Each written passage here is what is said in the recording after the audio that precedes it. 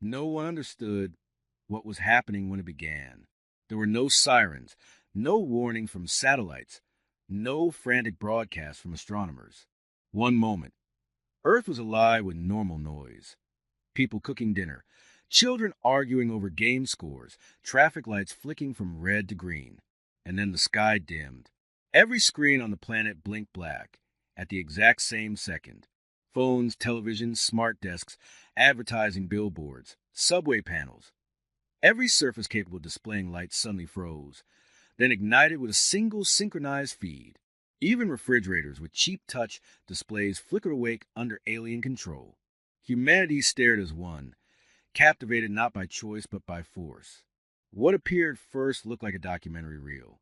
Silent footage of Earth cities captured from impossible vantage points. Johannesburg at dawn, Tokyo under neon, Sao Paulo crawling with rain, Los Angeles glittering under a smoggy haze. Camera angles that no human satellite had ever achieved. Angles no human should have been able to see. And then a countdown appeared above the cities. 10. No one knew what the numbers meant. People laughed nervously, assuming it was a hack or a prank. Someone somewhere joked that a streamer had finally gone too far. 7. Confusion grew. Governments scrambled, but failed to seize control of their own networks. Nothing responded. 4. Panic seeped in. People screamed at screens, pulled power cables, smashed devices. None of it mattered. 0. Earth burned. From orbit, beams slashed down like white-hot knives, precise and instantaneous. Skyscrapers dissolved into ash. Streets split apart. Vehicles burst under overpressure. Crowds vaporized mid-stride. It wasn't a war. It wasn't even an attack. It was a demonstration. The feed did not turn away. It showed everything. Families clinging to each other as walls collapsed. Entire districts folding into molten rubble. Oceans boiling under streaks of fire. 8 minutes and 47 seconds. That's how long it took to kill 7 million people. 7 million in the time it takes to boil a pot of water. Then the reel ended.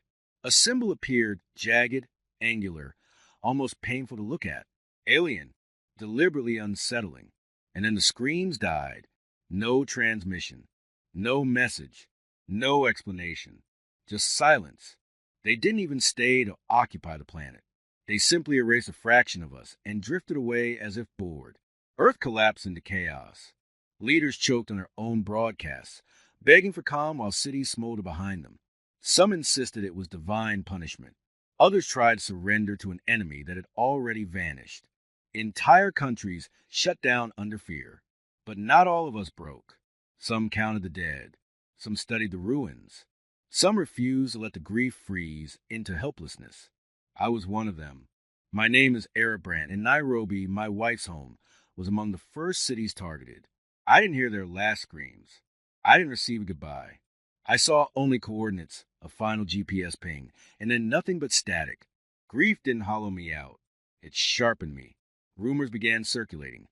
Files not meant for civilians. Snippets of intercepted data. Fragment of energy signatures. Analysis done by desperate scientists hiding in forgotten bunkers.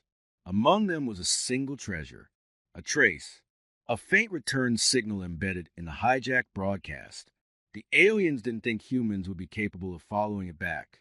They considered us primitives, soft, fractured, unworthy of a second thought. But humans are at their most brilliant when they're furious.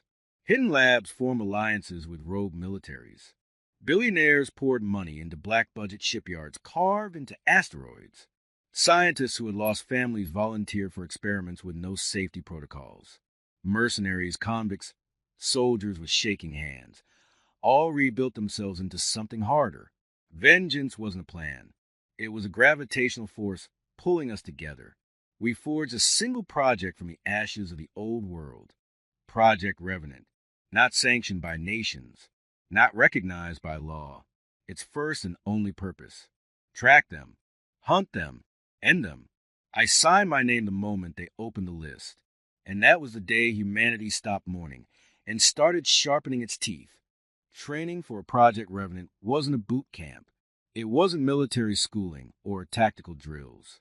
It was a crucible, designed not to strengthen us, but to break us until only the necessary parts remained. When I arrived at the underground intake facility carved beneath the ruins of an old orbital cannon silo, no one checked my rank or background. No one saluted. No pep talks or motivational speeches. The instructors looked at us the way mechanics look at spare parts.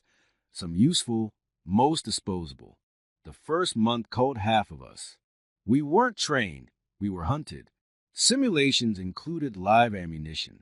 Sleep deprivation was weaponized. Food was tasteless nutrient gel pumped through tubes.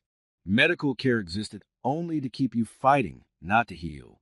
If you couldn't function through pain, you didn't belong. By the time the surviving 100 of us reached Phase 2, names had been replaced by call signs. Mine was Iron, not because I was strong, but because I simply refused to break the way everyone expected. In that second stage, they revealed our vessel, the ASHWAK, not a ship, more like a wound in metal form. A carrier-class war platform fused with scavenged alien technology and Black Ops prototypes from a dozen nations. It wasn't sleek. It wasn't elegant. It was jagged, scorched, patched together like a beast stitched from nightmares. The hull was forged from alloy recovered from the Arctic crash site, where the earliest alien ruins were found decades ago. The tech inside was barely understood, but we learned how to make it obey. Ashwake pulsed like a living thing when powered.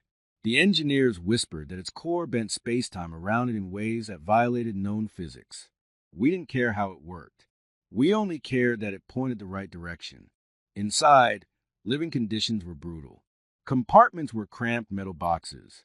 Air systems cycled cold. Sterile oxygen. Our bunks were scorched from constant drills. Lights flickered. The engines growled like a caged predator. Weapons awaited us. Molten spike rifles capable of tearing through alien plate. Compression grenades that ripped atmosphere from lungs. Blades forged to pierce armored joints. There was no hierarchy, only function. The only person with actual authority was Commander Ward, the man who had personally overseen the first retaliation strike years before Revenant was conceived. He was in his 50s, narrow, scarred, and built like a wiry piece of steel wire that refused to snap. Rumor said he crawled out of the Sydney crater after the orbital strike, dragging 3 children, none related to him, through molten rubble with half his spine shattered. He wasn't a leader. He was an omen. One night, he addressed us in the assembly bay, standing on a platform lit by harsh red emergency lights. "This is not revenge," he said, voice low like a growl. "Revenge is personal. This is retribution. This is civilization hitting back." No one cheered. There was no place for cheering left inside us. Over the next months, Ashwake was retrofitted, rewired, reinforced. Every new piece of tech bolted into her hull came from a different tragedy. Wreckage from Nairobi's blast, fragments from Tokyo, debris from Mexico City, Berlin, Cape Town. Each shard incorporated into the ship like a mosaic of human suffering. Ashwake wasn't just built. She was forged from grief. And every one of us aboard carried our own scar. Each person had a city, a family, a moment that turned to ash. We carved those names into a panel by the airlock. By the time we engraved the 100th name, the metal plate looked like a tombstone. But we weren't ghosts. We were the fire that hunts ghosts. Our mission was simple. Follow the signal to its origin. Strike at the outer colonies. Gut their industrial hubs. Burn their fleets. Tear out their command centers, and ultimately reach the alien system marked by the symbol burned into our memories, the twisted emblem from the broadcast. The species responsible called themselves the Karith. We didn't understand their language, culture, or motives. We didn't care. Ashwake launched under silent skies. Earth didn't broadcast a departure. There were no speeches, no banners, no salutes. The world simply watched the last view of us. A black silhouette rising into the clouds, carrying the darkest parts of humanity into the stars. And we carried something else too, a promise that the universe would learn exactly what happens when you try to break the human race. Our journey to the Karith frontier took 12 slip jumps. Each one rattled Ashwake, like the universe itself wanted to tear the ship apart. Compression drives howled, hull panels buckled, and the lights flickered every time we punched through another fold of warped space-time. Between jumps, silence ruled. Not peaceful silence, suffocating silence. The kind that comes after funerals, when your brain refuses to be quiet because it's afraid of remembering too much. The kind where exhaustion and purpose bleed into each other until you can't tell if you're alive because you want to be or because you haven't stopped moving long enough to die. We filled that silence with work, armor repair, weapon checks, zero-G combat drills, memory rituals for the dead we couldn't bury. Someone always paced. Someone always muttered in their sleep. Someone always stared at nothing for too long. Ward never slept. If he did, no one ever saw it. He studied the data log from a hijacked signal over and over, dissecting every scrap of alien code like a surgeon trying to understand a tumor. The deeper we went into enemy space, the more his posture changed, more predatory, more intent, like he expected the universe to swing at him at any second. And eventually it did. Slip Jump 12 dropped us into orbit above a Karrith colony world that had no official name in their language, only a designation code, VY 337. It was beautiful. A planet wrapped in teal ring bands, oceans glowing with bioluminescent algae, towers rising like elegant ivory spires. It could have been a paradise. But paradise is a luxury for species that don't broadcast genocides across the stars. Our first strike wasn't on a military hub. Ward chose a processing colony, civilian infrastructure. They had made the rules when they burned our cities, and we weren't rewriting them. Ashwake descended behind a cloud of decoy drones. Their orbital sensors detected us, but far too late. Our cannons unleashed a barrage of molten rods that rained down like a second sun. Alien towers cracked. Platforms fell. Light blue domes shattered like glass. Karrith defense flyers scrambled, but their patterns were sloppy, unprepared, slow to respond. Unaware we even existed. Their arrogance killed them faster than our weapons did. My squad, the Burrow team, launched an armor drop capsules. 5 of us, sealed head to toe in ballistic exosuits capable of surviving a direct plasma hit. The descent was violent. Gravity felt heavier than Earth's, pulling at our bones, making our hearts stutter. When the capsule slammed into ground, we burst out like hunting dogs tearing from cages. The colony's city center sprawled around us. Wide courtyard, pale architecture, polished stone walkways, automated transports gliding empty through smoking ruins. There were no children, no elderly, no signs of community life. Everything felt engineered but unlived. A civilization built by efficiency, not by joy, not by chaos, not by spirit. A civilization that saw existence as a spreadsheet. That alone made me hate them more. Their soldiers arrived within minutes, tall, lean, four-armed, their armor shimmering like liquid metal. They moved with cold precision but lacked something essential, instinct. When something unexpected happened, they hesitated. Humans don't hesitate. Not anymore. We hit them like wolves. My rifle tore through their armor plating, molten rounds punching clean holes through chests. Their blood was clear, like coolant fluid, and hissed when it hit the ground. They didn't cry out. They simply fell and stopped moving, like shutting down machines. One of ours, Klein, big, loud, former Marine, took a plasma round straight through his chest plate. The blast blew him backwards 10 feet. He didn't get back up.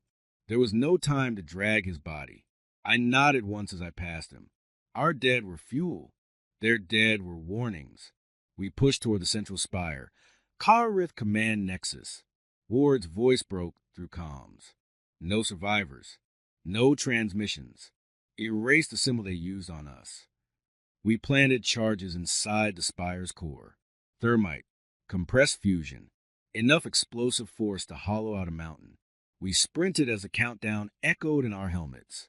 7, 6, 5. The ground shook. The sky brightened. The spire detonated from within, shredding through its own reinforced skeleton. Ashwake finished the job by dropping a kinetic rod the size of a building. The impact cracked the planet's crust. The first Karrith world fell silent. 3 billion dead. Ward met us in the hangar, expression stone cold, voice steady. "That's one," he said. 17 left. We didn't cheer. We didn't speak. Because vengeance wasn't satisfying. Vengeance was a beginning. Our attack on VY 337 was only the opening blow. The Kalrith Empire didn't tremble, didn't retreat, didn't mourn. Their reaction was cold, precise, and utterly predictable. They labeled humanity an unsanctioned emergent threat, not a civilization, not a species, a problem. And problems, in their doctrine, were handled with sterilization. 2 jumps after we turned their colony into molten glass, we intercepted the first Kara transmission aimed at our direction. It was written in their fractal dense patterns, but Ashwake's adaptive AI decoded enough of it to chill even the most hardened of us. Human aggression recorded. Containment protocols initiated. Prepare for extinction. Ward didn't flinch. He didn't even blink. Good, was all he said. And then he charted a direct course for Invar Prime, the largest military bastion on the Kara frontier. It wasn't a planet. It was a world-sized fortress. Rings of orbiting defense platforms. Carriers larger than cities. Gun towers that pierce the upper atmosphere. Satellites arranged like sharp teeth around a predator's mouth. If we wanted the Kalrith to take us seriously, this was where we'd make them bleed. Ashwake tore out of slip space barely 2,000 kilometers from the first line of defense. The Kalrith fleet reacted instantly, more coordinated, more prepared than before. 36 cruisers rotated in perfect formation, dozens of destroyers sweeping into flanking arcs, and swarms of drone fighters rising like a metallic storm. Every weapon imaginable lit the void. Ashwake shook violently as shields buckled under beam fire. The hull screamed. 3 of our outer decks lost atmosphere in the opening barrage. 10 of our crew died without even seeing the enemy. But we didn't stop. Ashwake didn't hide. Ashwake roared. Our Thresher cannon spat out uranium rods at a fraction of light speed. No energy signatures, no warning. Old physics turned into lethal art. The rods hit like invisible sledgehammers, ripping holes through cruisers, turning destroyers into shrapnel. Then came our second weapon. Lurkers. AI-driven suicide barges built from welded scrap, jury-rigged engines, and antimatter cores so unstable that even standing near one felt like standing beside an angry star. We released 20. They cut through Kara formations like knives through silk. 3 exploded inside a carrier's hangar. Another tore a hole through an orbital shipyard. The last one triggered a chain reaction that crippled an entire flank of their fleet. But the Kalrith adapted. Their ships reconfigured mid-battle, armor shifting, weapon arrays sprouting like mechanical limbs. Their drones swarmed with coordinated fury, burning through Ashwake's armor and folding around us like locusts. Alarms screamed. Hull breaches everywhere. Systems failing. We weren't winning. We were surviving. And in Ward's doctrine, surviving was enough. Breach teams, launch, he growled. Our objective wasn't to win space superiority. It was to cut off the head, the command nexus buried in the heart of Invar's plateau fortress. My squad was for this time Griff, Doyle, Merrick, and me. Drop pods fire like bullets. We slammed into atmosphere, so fast the suit alarms nearly overloaded. Invar Prime was a nightmare world. Heavy gravity, dark skies swirling with electrical storms. Kalrith crawlers the size of buildings lumbering across metallic plains. We hit the ground hard and immediately came under fire. Kalrith elite war forms awaited us.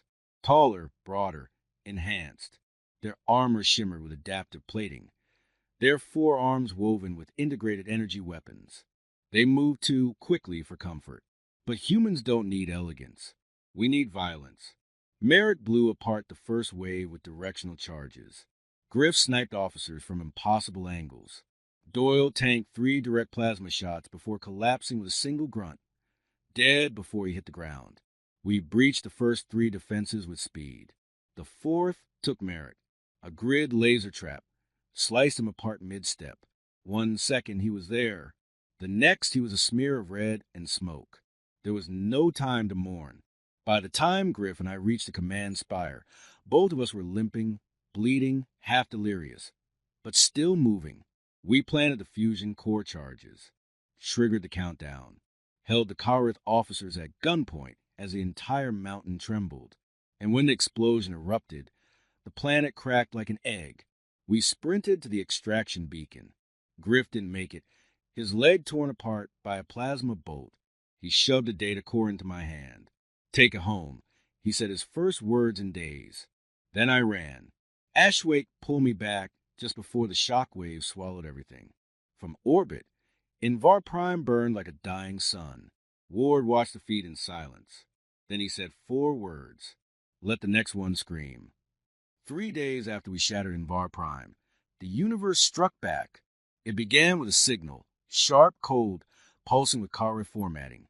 But it didn't come from their empire. It came from ours. Earth. Ashwake's bridge filled with static.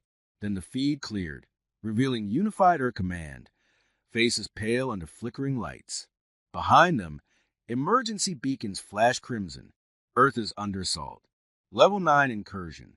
Defensive grid fully active. All fleets maintain blackout protocols. Ward said nothing. He didn't have to.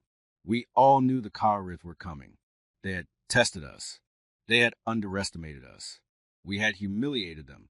Now they were returning to fix the containment issue. Ashwake executed a slip jump so brutal, it snapped 2 stabilizers clean off their mounts. We dropped out of warp barely within the upper atmosphere of Earth, close enough that re-entry flames licked our hull. What we saw below didn't look like a planet preparing to surrender.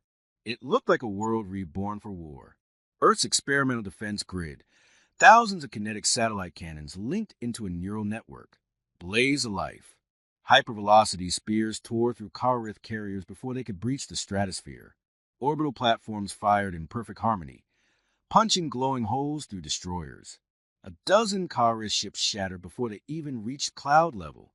I felt pride for the first time in years. But the Karith always adapt. Their second wave didn't aim for cities.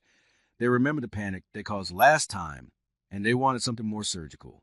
They targeted command structures, power networks, defense cores, and one target above all, Site Theta, a subterranean fortress in Alaska housing Earth's strategic AI core, the brain behind the entire defensive grid. If the Karith severed Theta, Earth would go blind. We didn't wait for orders. Ward growled over comms. "Divert us downward. Impact drop teams, arm up." We didn't use pods this time. We used crash suits, armored exoshells designed to hit ground like meteors and keep the wearer alive through sheer stubborn engineering. I hit the ice plains of Alaska hard enough to crack a frozen ridge in half. Snow vaporized around my landing point. My suit screamed warnings, then fell silent. Karith war barges loomed across the cracked glaciers, colossal machines crawling on bladed limbs, firing pulse beams that melted trenches into the ice. Troop waves poured from their armored hulls. Hundreds of thousands of soldiers, all marching in synchronized steps. But humans weren't falling back. Earth's militia, special forces, and remnants of old world armies had dug in like cornered beasts. Smoke, fire, tracer rounds. Everything erupted on the frozen battlefield. I didn't hesitate. My rifle screamed molten fire. Karith soldiers dropped one after another. Explosions carved through their ranks. But Site Theta was breached. The Karith had tunneled under layers of ice using null-phase troopers, soldiers capable of slipping through solid matter like ghosts. They were already inside the AI chamber when we arrived. Ashwake's crew split into assault squads and stormed the corridors. Blood painted the walls, human and Karith alike. Sparks rained from ruptured conduits. The air smelled like ozone and scorched metal. Inside the core chamber, I saw the threat with my own eyes. A Karith officer, its body fused with cybernetic tendrils, had locked itself into the AI's neural interface, corrupting our systems with fractal code. Earth's AI flickered like a dying star. If they succeeded, Earth wouldn't just lose its defenses. It would lose itself. Ward didn't wait. He fired a single spike round that ripped straight through the officer's skull. The thing convulsed, sparks spraying from its limbs, before collapsing like a puppet with its strings cut. We purged the code, rebooted the AI, and just like that, the world woke up again. Satellite cannons roared back online. Orbital strikes rained down like judgment. The Karith forces broke. Some tried to retreat. None escaped. By nightfall, Earth's ice fields were a graveyard of alien metal. Ward stood in the snow, watching ashes drift across the wind. They thought we were on our knees, he muttered. I stared into the black sky. They came back expecting victims. He looked at me, eyes sharp, alive. They found predators. But deep inside, I felt something colder. We hadn't just won a battle. We had issued a challenge the universe couldn't ignore. And something out there had heard it. When Earth quieted, when the smoke drifted away and the last of the Karith infantry froze in the snow, humanity celebrated. Cities lit lanterns. Children danced under banners. Soldiers embraced and cried. They believed the war was over. But the veterans of Ashwake knew better. War never ends clean. Not when you've dealt with something that built empires on extermination principles. And not when you've killed a species' command brain. For a brief moment, the universe held its breath. Then everything shattered. It began with the stars. Astronomers reported anomalies, entire constellations shifting position in unnatural patterns. Bright points vanishing, as if swallowed by something unseen. Telescopes began picking up gravitational distortions not tied to any object. At first, scientists blamed equipment failure. But deep in my bones, I recognized a feeling. Something was watching. Ward summoned the remaining Ashwake crew, barely 40 of us, to the briefing chamber. He looked older, sharper, more dangerous than he had during any battlefield. He played an audio clip recorded during our escape from the Karith homeworld. At first, it sounded like static. Then the sound deepened into a slow, heavy rhythm, a heartbeat, but not from anything alive. Something was buried beneath the Karith capital. Ward said quietly, a cage, a seal, a consciousness they locked away. He didn't need to finish the sentence. We all felt it. We had broken the lock. Ashwake launched again. No fanfare, no escort. Into deep, unmapped regions where not even the Karith dare go. Slip space twisted strangely the further we traveled. Our clocks glitched. Hallway lights dimmed even with full power. Crew members reported whispers in ventilation shafts. Reality itself felt thin. Then we found it. A void bubble, a massive hollow sphere where physics had simply given up. In the center drifted a monolith, so immense it dwarfed Ashwake. Black, featureless, a knife stabbed into existence. The moment we approached, Ashwake's systems died. Lights extinguished. Gravity flickered. The ship went quiet enough to hear your own pulse. Then consciousness hit us. Not sound, not speech, a presence. You were not meant to find me. Everyone collapsed, unconscious, choking on hallucinations that did not belong to us. I opened my eyes to a battlefield millions of years old. Corpses of species I had never seen. Skeletons made of crystal. Machines cracked open like eggshells. Armies so vast they carpeted planets. All dead. Hovering above them was the same wound in space. Absence shaped like a creature that couldn't exist, bending horizons around itself. It had devoured civilizations greater than the Karith, greater than us by orders of magnitude, and they had built a monolith to keep it contained, not to study, not to control, but to hide from it. It never imprisoned them. They imprisoned it, and by killing the Karith Highmind, we had cracked the cage. When I woke, blood ran from my nose. The others writhed on the ground, screaming or silent. Ward stumbled his feet, eyes red. We're the fail-safe, he whispered.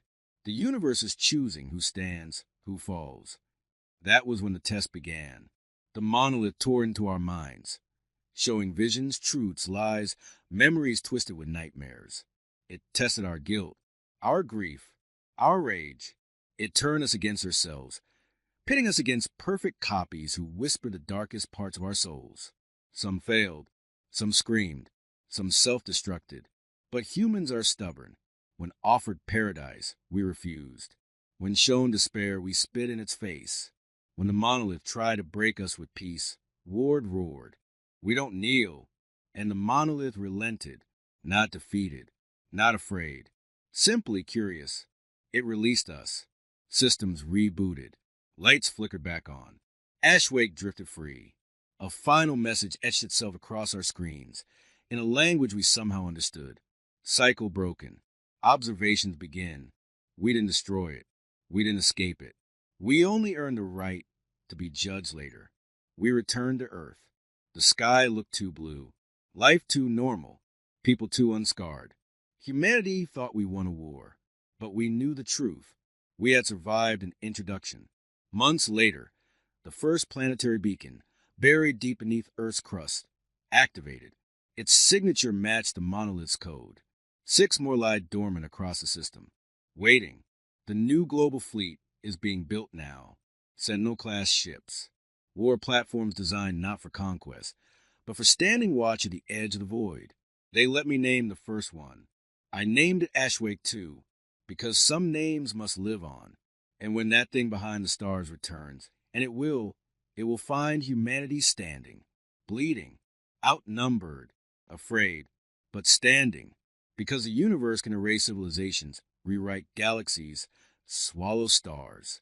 But it cannot extinguish something born from grief and fury and stubborn will. It cannot extinguish us. We are human. We fight, even when we know we should lose. And the darkness knows our name now.